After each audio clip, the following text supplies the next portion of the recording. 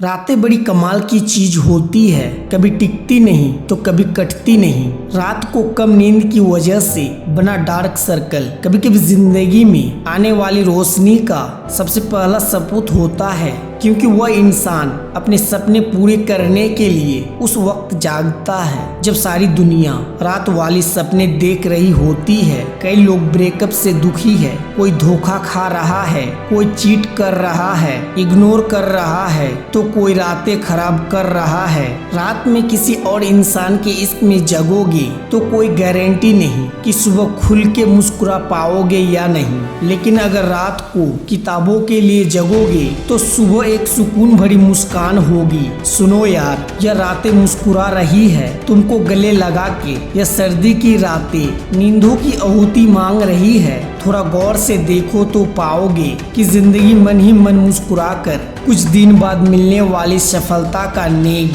नींद के रूप में एडवांस में मांग रही है। पता है इंसान खुद के सबसे करीब कब होता है? जब उसे अपने आसपास कोई नहीं मिलता, चारों तरफ सन्नाटा होता है, जब वो खुद होता है और बस उसके वो सपने होते हैं जो उसको हर रात जगाए रखते हैं। जब कोई बंदा या बंदी किसी एग्जाम में टॉप करते हैं तब हमें लगता है कि उसको सफलता ऐसे ही मिल गई है, लेकिन यह कोई नहीं जानता कि इस बंदे की या बंदी की इस 2 डिजिट की रैंक के पीछे न जाने कितनी रातों की कुर्बानी और मेहनत छुपी हुई है। कोई नहीं जानता कि इस टॉपर स्टूडेंट ने रंगीन दुनिया से नजर हटा के सिर्फ अपने ब्लैक एंड व्हाइट किताबें जो दिखने में जितनी रंगीन और बोरिंग होती है, वो उनसे प्यार करने वाले और पढ़ने वाले की जिंदगी में उतनी ही ज्यादा रंग भर देती है। ठीक उसी प्रकार से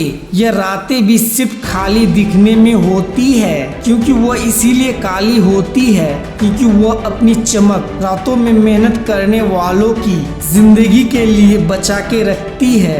यह जनवरी फरवरी का मौसम अलग ही होता है। कोई ख्वाब पूरे करने के लिए जागता है तो कोई बर्बाद होने के लिए सोता है। अपने मन की घोड़ों को इधर उधर से हटा के सिर्फ उस पर फोकस करो जो तेरे असली पहचान इस दुनिया के सामने लाएगा। एक बिना पढ़े लिखे और पढ़े हुए इंसान में यही फर्क है कि भले ही वह दोनों जिंदा रहने के लिए ऑक्सीजन पीते हो, लेकिन अगर एक पढ़ने लिखने वाला भी पढ़ाई को बोरिंग कहेगा तो फिर फर्क क्या रह जाएगा? एक पढ़ने लिखने वाला भी अगर किताबों के सामने रखकर पढ़ाई का दिखावा करता रहेगा तो उसको कोई अधिकार नहीं कि वह अपने आप को स्टूडेंट कहे, क्योंकि एजुकेशन के विद्वानों ने कहा है कि एक स्टूडेंट वही होता है जिसमें कौवे की तरह किसी भी बात को जानने की चेष्टा होती है, एक बोगला की तरह अपनी पढ़ाई पे ही नहीं सपनों पे भी ध्यान होता है,